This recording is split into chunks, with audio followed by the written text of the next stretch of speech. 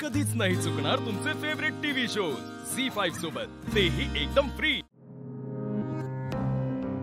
शिवा,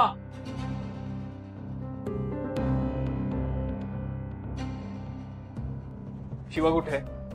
मला तिला भेटायचंय। शिवा नाहीये इकडे। आणि तू परत कशाला आलेस? हे बघ, मला शिवाला भेटायचंच आहे। शिवा कुठे आहे? तुझं काय काम आहे ते सांग, आम्ही सांगतो तिला। हा, काय काम आहे? माहित, ती माझ्यावर चिडलीये, मला बोलू दे तिच्याशी। आणि माझं काम नसू शकतं का? म्हणजे तिने चिडायचं माझ्यावरती आणि मी हे काय, हा फालतूपणा नाही चालणार मला मैत्रीमध्ये। मला तिच्याशी बोलायचंय, ती कुठे आहे मला सांगा। आशू कशाला? ऐक, शिवाला आधीच खूप वाईट वाटतंय, परत तू तिच्या समोर गेला ना तिला अजून वाईट वाटेल। अरे बाबांनो, मला तेच समजून घ्यायचंय, नेमकं तिला वाईट कसलं वाटतंय? मी असं काय केलंय ज्याने तिला वाईट वाटतंय? अरे कोणत्या तोंडाने बोलायला आलास तू आशू? अरे शिवा, तुझ्यावर तुला अरे काय, अरे दरवेळी का थांबवता तुम्ही? मला बोलू द्या ना मला।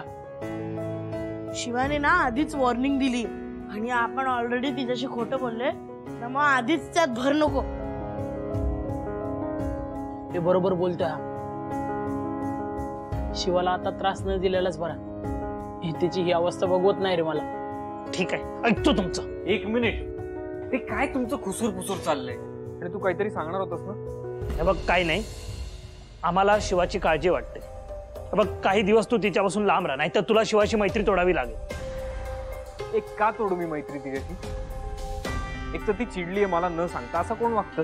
आणि हे बघ, मला तिने विचारलं नाही, माझ्याबद्दल विचार केला नाही तिने, उगाचच माझ्यावर चिडली। आता मला तिच्याशी बोलायचंय, मला कारण जाणून घ्यायचं की का चिडली। अरे आशू, थोडे दिवस शांत राहा, मग बोलू ना आपण सगळं नीट झालं। काही नीट होणार नाही। आणि तू परत नको येऊस रे इकडे। हे डिप्पर जरा गप्पच ना, त्या दोघांचा मॅटर आहे, ते दोघं बघून घेतील। एक मिनिट, जातो मी, पण जे काही झालंय ते मला जाणून घ्यायचंय। आणि अशी तशी मैत्री तोडणार नाहीये मी, ती काय अशीच आपोआप होत नाही।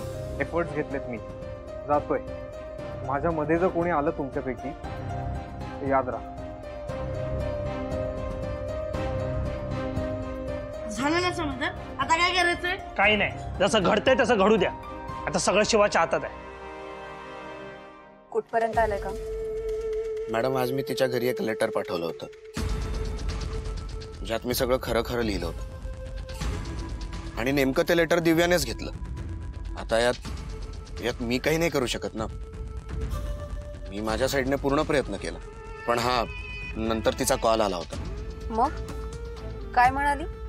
तशी रागावलीच होती, पण मी तिला बऱ्यापैकी कन्व्हिन्स केलं, त्यामुळे ती आता परत कन्फ्युज झाली। हे सगळं खरं वाटतंय का तुला? नाही, इतकी साधी बोळी वाटते तुला ती? मॅडम, दिव्याला मी खूप वर्षांपासून ओळखतो। तिचा स्वभाव मला चांगलाच माहिती, आणि त्यात मी तिला आज असं काही बोललोय की तिला माझ्या प्रेमाची जाणीव नक्कीच होईल। झी5 ॲप डाउनलोड करा आणि पहा सर्व एपिसोड्स एकदम फ्री।